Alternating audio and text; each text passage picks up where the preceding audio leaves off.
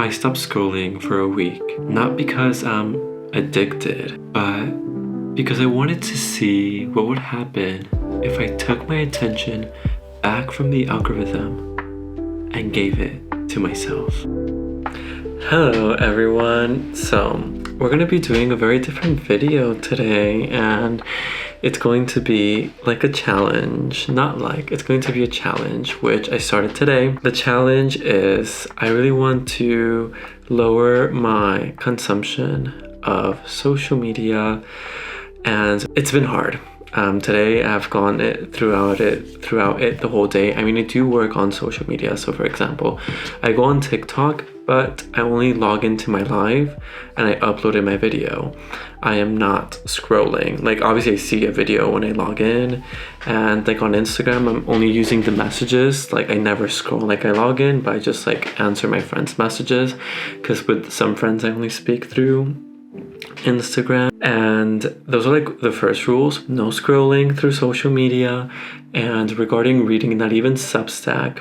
In Substack, I can only reread things I've already saved, articles I've already saved. And I got this idea from, because I wrote it down, this YouTuber, and she's also a Substack writer, called Anna Howard.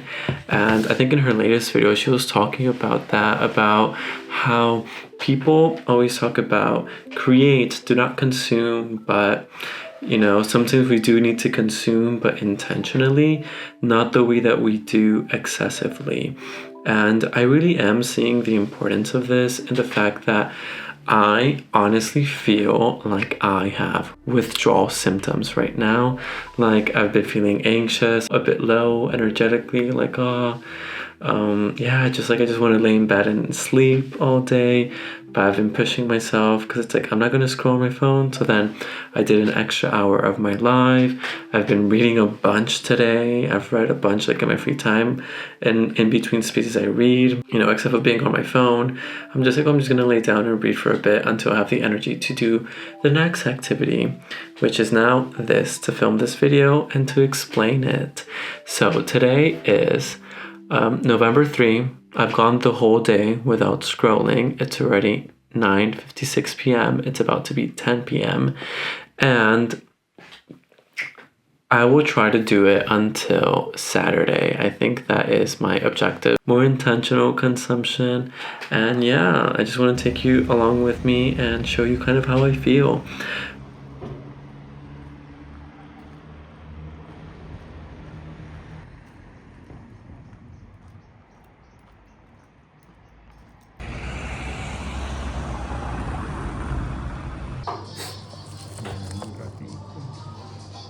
What are you playing? Pokemon Soul Silver.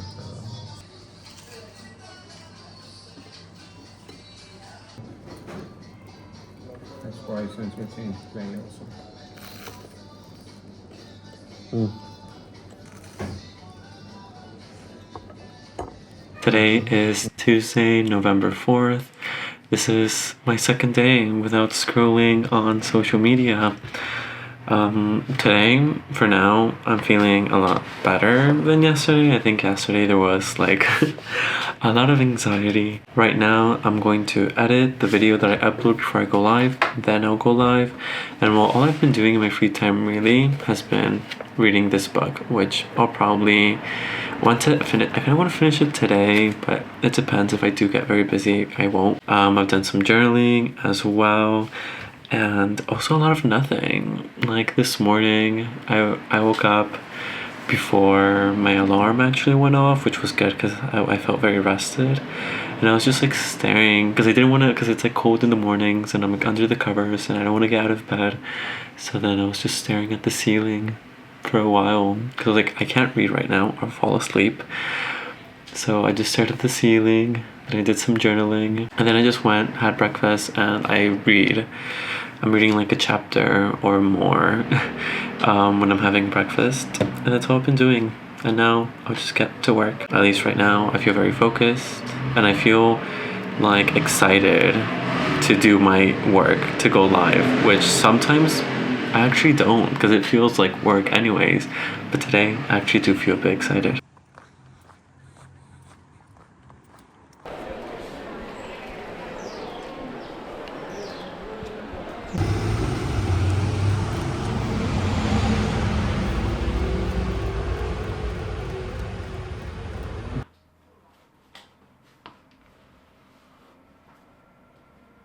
today is November 6th, Thursday.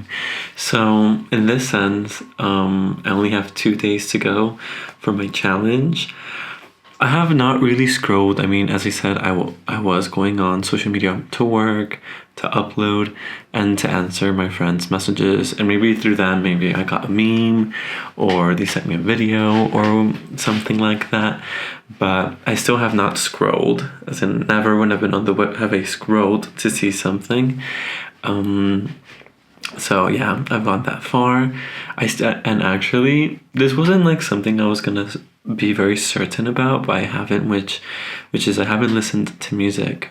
I did say that if I was gonna listen to music, I will listen to albums like from the beginning to the end, but I haven't done that at all, not even at the gym, which has been very weird. And I do feel that it has affected me in the sense that I feel a lot more present and more capable of dealing with my thoughts and emotions, and things just don't feel so overwhelming at all. Like, obviously, I do worry. I'm not gonna say that everything is perfect, but I just focus on the things that I need to do, and also of just not doing. I think yesterday was a big demonstration as to also other things that can shift. And is yesterday I finished reading My Cousin Rachel, which I finished in a week. I wasn't even planning to read this book. I was planning of reading Wuthering Heights, which is now what I'm continuing to read, but I have it on my Kindle. And I finished this book in a week, which isn't, I'm not really a fast reader, and like I reread a lot, like I reread like paragraphs if I like them a lot. And for example, yesterday when I was finishing the final chapters, I read out loud in a fake British accent for most of the ending. I was just reading it out loud to myself, which was actually fun. I think reading out loud is so fun, and it's something that I felt very invited to do after I finished reading El Infinito del Junco, which is a history of books, and we used to read out loud. Everything was supposed to be read out loud, not in our heads, but now we read it inside our heads. I read out loud, so that's obviously way slower, but you really get to enjoy it and give voices to the characters, and that was fun. And because like obviously there's in Cornwall, so that I just did a very posh British accent. Posh because they're rich in this book. And yeah, I finished the book. I have to take some time to maybe transcribe some of the phrases that I have from the book without scrolling. I'm just reading a lot more, knowing that I'm not a fast reader at all. I spend time reading, and I reread, and I take my time reading. And finishing a book in a week, that for me is quite a deal. Like, I've done it before, but due to the addiction to our phones, I have been doing a lot less of that lately, so that was good. Now let's see if I finish Wuthering Heights in also a week. And even like this has brought me to like, I don't know, like the challenge ends on Saturday, but I kind of want to keep it longer. So let's see if I go on with this challenge longer. I just choose to read most of the times. I'm not even watching anything. But I have been listening to podcasts, which I have saved while I'm eating breakfast. So that's also something I've been reusing. And yeah, overall, I really like the experience. And that is also another thing. I just stay very present while I'm cooking and while I'm doing my things. And yeah, I've been also messaging a lot of my friends because I could message. So I just message them, I talk to them. And that has also been nice. Spider.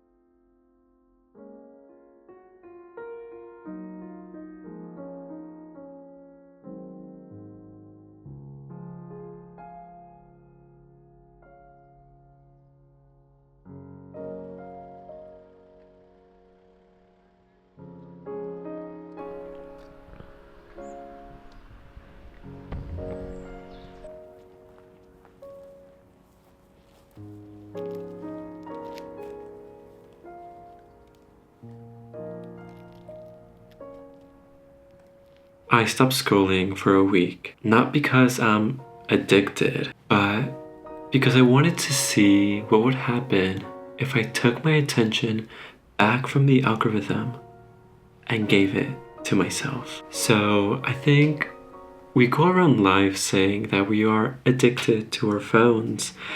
It is something I said, and it is something that I said in this video.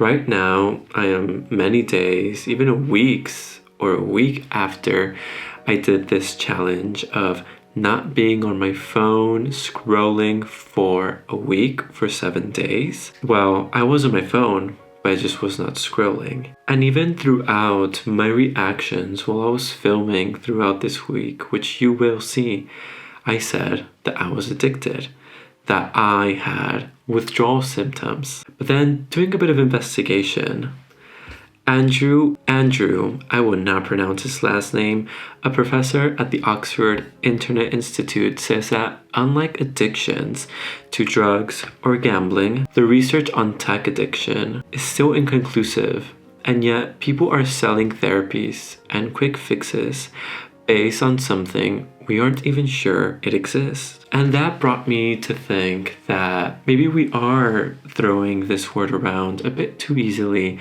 and that definitely can create something very problematic. We're just saying, oh, I'm just addicted to my phone. And then that becomes an excuse. We are giving it that power. We are giving it that power over our mind, over our attention. It is at part taking more from us than it is giving back. So more than anything, this whole challenge was a way to bring back my power, bring back my attention, and to stop selling to the algorithm and to all of these multi-millionaires my attention and my information. Even after all these days that have gone, I think I have been more intentional with my usage of social media, mostly for working and other situations. Yet it is so easy to fall back into this addiction. Sorry. It is so easy to fall back into the loop and just laugh at the memes, and it is good, but I think it does require some moderation. At least I felt it in my life. I feel personally that when I spend too many hours scrolling on any of the applications that exist, I am left feeling a bit empty. And when I get off it, it seems that my concentration is very hard to regain. If I have been on my phone for quite some time during the day, I can hardly read a book, I can hardly watch a movie, I can hardly even sit with myself. I feel like I need a stimulation. I need some way to exit my mind. But during that period, mostly after the first day, I was feeling a sense of peace.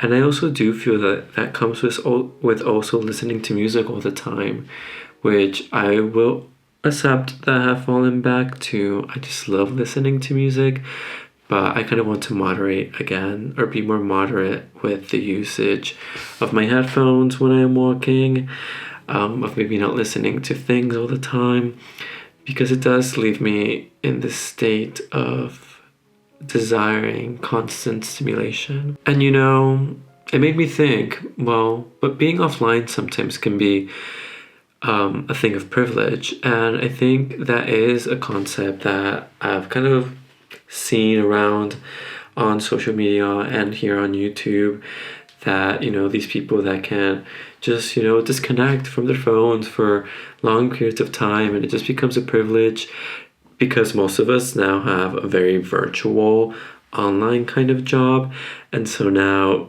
being offline is seen like a luxury. That made me think. And also I read this article on Substack called "Is Offline the New Luxury" by Jose Briones. And in that article, I also came to the conclusion that more than a luxury, it is also our choice. Obviously, being a bit more offline and not being on social media, more than a luxury, it's a hassle. It's just less practical to be offline. You will miss out on things, you will miss out on events, you will miss out on a lot of other things, but what other things will you regain? Which this leads me to the next topic, which is I think that we're just taking things too serious and we just forget about playing around with things, of maybe, experimenting, having fun with it. And I feel like this week of a challenge was very much of that, stepping and reframing circumstances and a situation, which is my tendency to overuse my phone, into a challenge. What if I play around with the concept of not scrolling? Kind of like when we were kids, where we would play the floor is lava, and shifting to the concept of scrolling is lava, or my phone is lava. In the beginning, I was framing it as a challenge, but looking back, now I think I could just think of it or reframe it, as I said before, as something, as a game. More playful, in a way, inviting back my inner child, inviting the sense to play with this concept. And I personally feel that I have also been victim to taking things too seriously. And if any of you know me, in my readings, I always tell people that we take things a bit too seriously. Even I take myself a bit too seriously. And that is constant work of reminding myself when I'm in, the middle of this stress and just this anxiety and just making things bigger than they actually are, that I need to reclaim my inner child, that I need to reclaim my space for play. I do not think phones are our enemy. Phones have made a lot of things easier in our life, but it has also complicated and created a lot of boundaries. I think it has really separated us from others and has really affected our capacity to socialize. So more than making our phone the enemy, I think is our capacity to self-control. And I know that phones and apps and all of these things are engineered in a way that will have us hooked. So obviously they do have that built into them to just leave us there for hours. But then we are also strong enough and have our will power to decide not to fall into it, to use it more as a tool and to not be a tool for those multimillionaires. So when we feel that our phone is actually making us feel bad and it's not becoming a tool to push us further, that is the moment that we need to reframe, that we need to be more intentional, and that we need to step into a place and into habits that actually bring us joy. And joy can look very different for each and one of us. For me, it is reading, sometimes some slow reading, or reading out loud in a British accent, which is terrible. Mine is horrible, but just not taking things so serious. It's about running in the meadow, it's about running in the forest, about going on a walk with no objective. I find joy in those things. It is about going to bed early, cuddling up with a book, meeting up with a stranger, getting to know them. So this challenge, more than a detox, I think it is a statement of empowerment. A way of telling that endless feed, you will not decide what I will consume. I will consume intentionally. Which that also made me think that because we're always striving for new stimuli, for something different, for something new, we have also lost this capacity for rewatching, rereading. I was someone who honestly was obsessed with something and I would rewatch it, replay the video game, And nowadays, I don't do that. If I'm going to watch something, I would never think about looking back at something I've already seen before. If I'm going to read a book, for example, I always think, oh, what new book? Let me read a classic. Let me read something that pushes my limits, so I can grasp a different concept, so I can learn something new. When in reality, when we rewatch, when we reread, we can look deeper into the artist's mind. We can grasp different moments, different dialogues, different situations. We have a different perspective on what we watch, and I think we always get to see something new or read something new. Which is why when I finally finished reading Wuthering Heights, it's honestly, I'm going to be honest, reading that book has been quite a struggle. In the beginning, I was just not quite captivated. Then I was captivated, and now I'm kind of also in a little slump. But once I finish it, or I might not even wait, I will reread The Blind Assassin. Just because reading should be something that I enjoy, and not just to check off new books from my TBR. And this book, I was completely obsessed with it when I read it. I read it in 2019, and so I think it would be very interesting to reread a physical copy. I did read it as a physical copy, but from the library. So now this is my copy that I found at the second bookstore, which is actually called Reread. I also got this very cute tote bag from the store. It sounded very cute because I love tote bags, and I haven't bought one, and like, I don't know if you can read there. The store is called Reread, and it's funny that I bought the tote bag and a book that I'm going to reread. It's a secondhand bookstore, so I guess that definitely makes sense with the name. And that will be one of my next projects. This is a thick one. This book is thick. This book is like, I don't know, like almost 700 pages long. And I'm excited to do that. I'm excited to not let the algorithm even tell me what book to read, because that is another thing. If you're on Book Talk or BookTube or any of these, it's like, this is like the latest book you need to read, etc. And I'm like, no, I think I'm going to change it up, and I'm going to read The Blind Assassin. I'm going to reread that book again, and take my time, and write my comments around the book, and just really use that book, which I loved the first time I read. And for some closing thoughts, if you want to scroll, do it intentionally, because you want to laugh, because you want to play, because you want to chat with your friends and send each other memes. But don't let the feed always decide what you're going to consume, what you're going to buy, what movie to watch, what book to read. Be intentional. Reclaim your attention, reclaim your playfulness, reclaim your inner child. I hope you have a blessed day, a blessed month, a blessed week, and thank you so much for watching this video. Hope to see you on my next one. Bye.